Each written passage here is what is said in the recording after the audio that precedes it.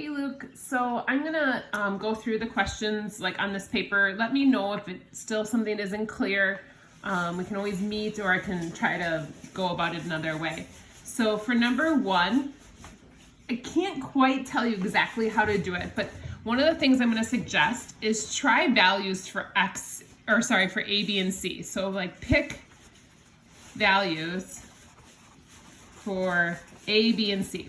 And I'll show you kind of a quick example. So let's say A was -4. So what I want to do is I want to put that value in. Well, even let's make it easier. Let's make it +4. So I'm just going to try that. So try values and see what works. So the first choice for the multiple choice was this. So I'm trying to ask you if this is true, and you're trying to find the one that's not always true. So if I put 4 in here for A, I'm putting 4 in everywhere A shows up. So if I look at this, 2 negatives are going to become a positive. So it's going to be 4 = 4. So what I would suggest is trying different values for A, B, and C. So pick 4 for A, pick 3 for B, pick 2 for C, and then trying them in the different choices and see which one just doesn't work. So see if that helps. If that does not help, let me know. I can always go through it a little bit more. Number 2, and this actually is very similar to 21 that you had a question on. So I'm gonna do a different problem. So I'm gonna make up a new problem that's similar, and so that you can practice that way, and hopefully that'll help. So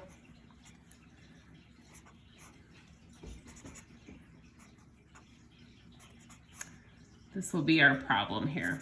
So this one's similar to 2 and 21. So this is not number 2 or 21, but hopefully you seeing this will hopefully help you.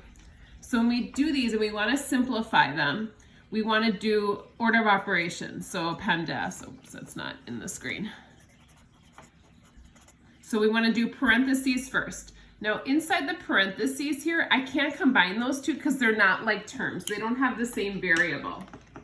So instead, we can't do anything there. There's no exponents. We're going to multiply. So what's being multiplied here, this -2 is like stuck to the parentheses, so that's being multiplied. So I'm going to take this and distribute it in. So this 5x, nothing happens to. -2 times 3x is a -6x. -2 times a -4 is a +8. And then I just have this +8 I'm just going to bring down. Now at this point, I can combine those two. 5 minus 6 is a -1. And then 8 and 8 is 16. So this would be my simplified answer for this one. Now again, 2 and 21 are similar to this, but not exactly the same. So you want to do the same process though. Distribute first and then combine the like terms.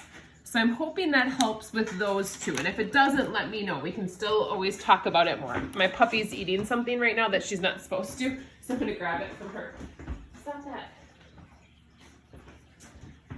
All right. So the next one you had a question on was 19. Let me go there.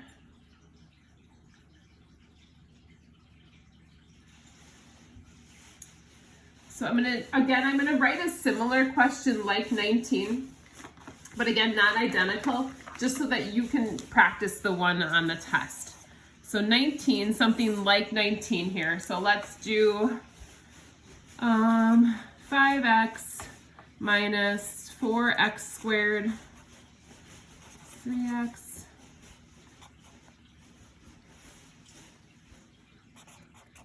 Okay, so the variables really, the variables are obviously like terms are the ones that have the same variable, but also the same exponent. So this x squared is not telling you to square the 4, it's just saying x is being squared. So I think what you did was you actually took this squared and made like distributed it as the power.